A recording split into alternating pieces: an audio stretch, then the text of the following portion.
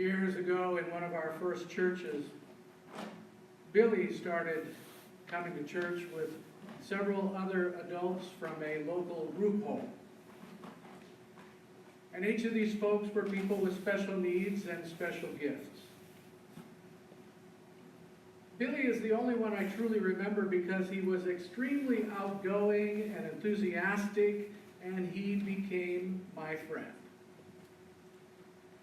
He was confined to a wheelchair, and when he said hello, which was always loud, his body twisted and jerked, nearly throwing him out of his chair. Billy did not have a quiet mode when it came to talking. The whole church knew when Billy showed up. His smile was infectious, and his sense of humor was sharp. Every Sunday I look forward to seeing Billy. The excitement he showed in being able to just go to church was infectious.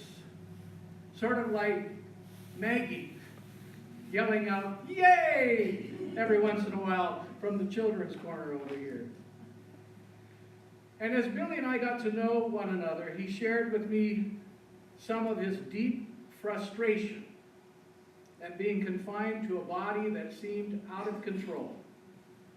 His parents, whom he loved very much, had taken him to many doctors and healers, only to be disappointed time and time again.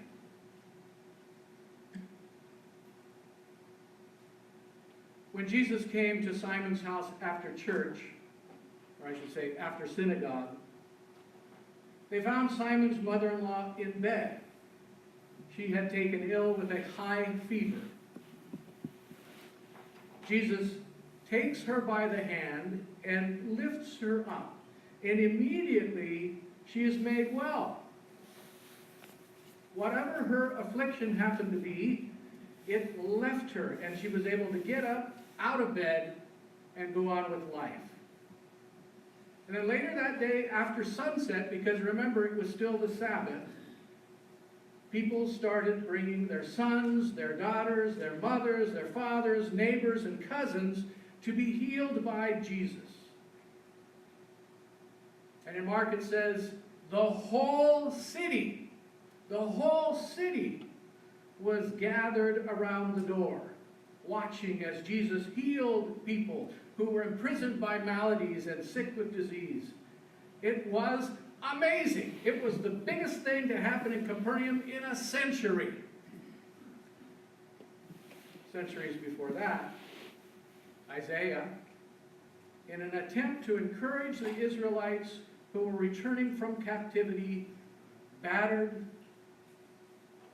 oppressed, and sad. To encourage them, he gives us one of the most beloved phrases in the Bible. Those who wait upon the Lord will renew their strength. They shall mount up with wings as eagles. They shall run and not be weary. They shall walk and not faint. It seems to me that all it takes is the touch of God to be physically renewed, healed, strengthened, and make all things right again. That's certainly how it appears in certain scriptures, and it's how we hear certain people of faith describe the healing powers of God. But that's not always how we experience it. In that church with Billy, there was a small group of folks who were wanting more of an emphasis on fundamentalism and charismatic movement. This group of folks went to a revival in downtown Los Angeles, and I don't remember who, it was a very famous person, I can't remember who it was that was there at the revival, but at that revival they witnessed an amazing time of faith healing. And so the group became even more eager to move the church in that direction. So when they returned to church, they wanted to take a few moments in worship to tell about their experience. They were over the moon with excitement. So on the next Sunday, they were reporting about the faith healing portion of the revival, and in their excitement, they blurted out, "And if there's anyone here this morning who wants to be healed, come up and be healed." And before I could intervene, I heard the unmistakable and loud voice of Billy from the back of the sanctuary. "I do, I do." And he was already pushing himself up the center aisle. At this point, I felt helpless. All I could do was watch and wait, because I wasn't about to tell Billy no.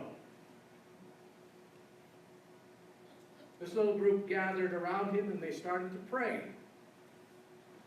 And their prayer was as earnest as any prayer has ever been. And their faith was deep and their intention was pure.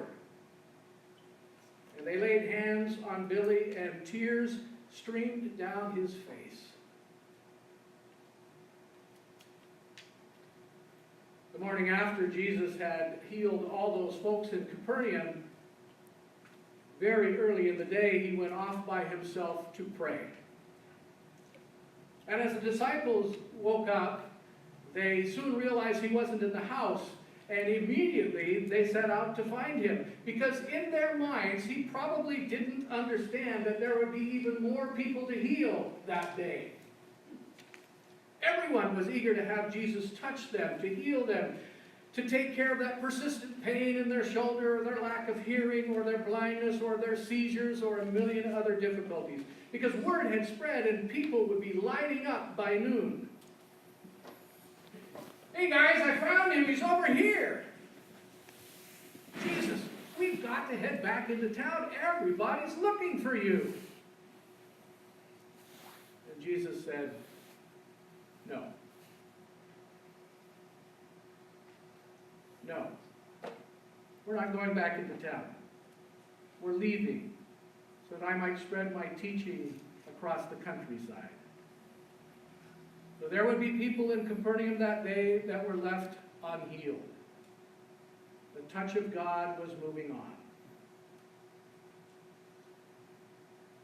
There are times when we want to be able to use God like a magic wand to change things, to heal the ones we love, to prevent violence, to create a better world. And we're sometimes disappointed when God doesn't work that way. If only Jesus would stay around and take care of our every need. If only God would truly give us the strength to mount up with wings as eagles every time we're weary and discouraged. If only our prayers and desires were like marching orders for God, and God would do our bidding every moment of every day. Where is the touch of God when we need it?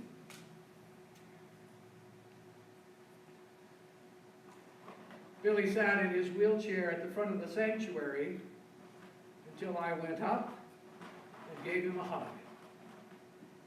The tears were still streaming down his face, but the hopeful look had left his eyes.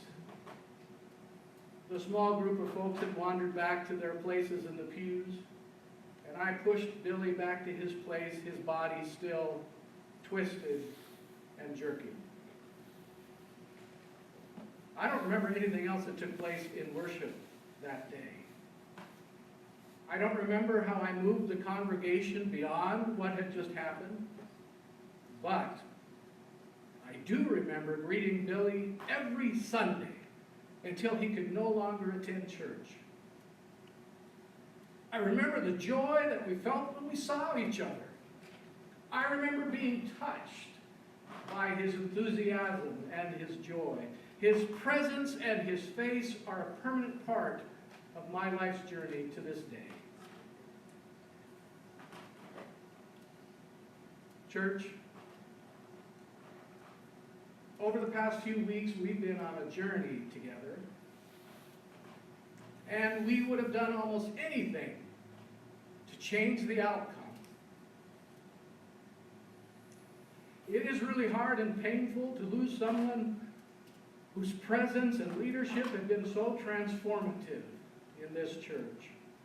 someone whose humor and carefully chosen words of meditation and guidance have become a part of what this church means to us.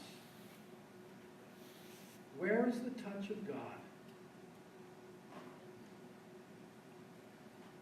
I think we sometimes get confused about what it means to be touched by God. Sometimes miracles and healing are deeper and far more profound than merely changing an unwanted outcome. Because the touch of God was there, and it's here. It's in the hugs and tears shared in a hospital room. The touch of God is in the words of caring and the arms of support that buoy us through pain. The touch of God is in the words of love and appreciation that are shared from our hearts. Just like the touch of God had been there when Billy hugged me, looking up with a seeming awareness that the prayers were not going to heal him that day, but they had created a moment of hope. The touch of God was in the sheer joy and laughter that erupted every week when I saw him rolling his wheelchair across the parking lot. The touch of God is there whenever we serve a hot meal to a man who struggles every day to keep warm and get something nutritious in his belly. The touch of God is there when a new pair of socks keep a 20-year-old's feet warm and clean. The touch of God is there when a warm coat or a pair of pants or a dress or shoes goes out through the doors of Joseph's closet. The touch of God is there when we reach across our comfort zones to lift up, to encourage, to love, and to embrace one another. The touch of God is here in these hands. The touch of God is there in those hands. It's in our hearts. It's there when we allow ourselves to be instruments of God's grace and love. It's powerful. It's life-changing. It connects us to one another in strong and eternal ways. The touch of God moves us to care in a world where it is increasingly becoming easy to lose hope and become jaded. The touch of God, when applied generously, will change the church. It will change the community. It will bring folks in. It will bring folks together. It will find new lives to touch and care for. It will lift us up out of bed and allow us to serve once again. And someday, I knew I was going to have trouble.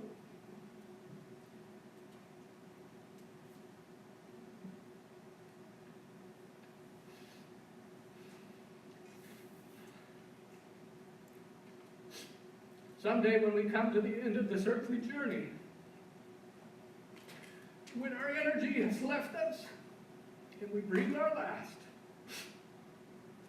God will touch us once again, and we will mount up with wings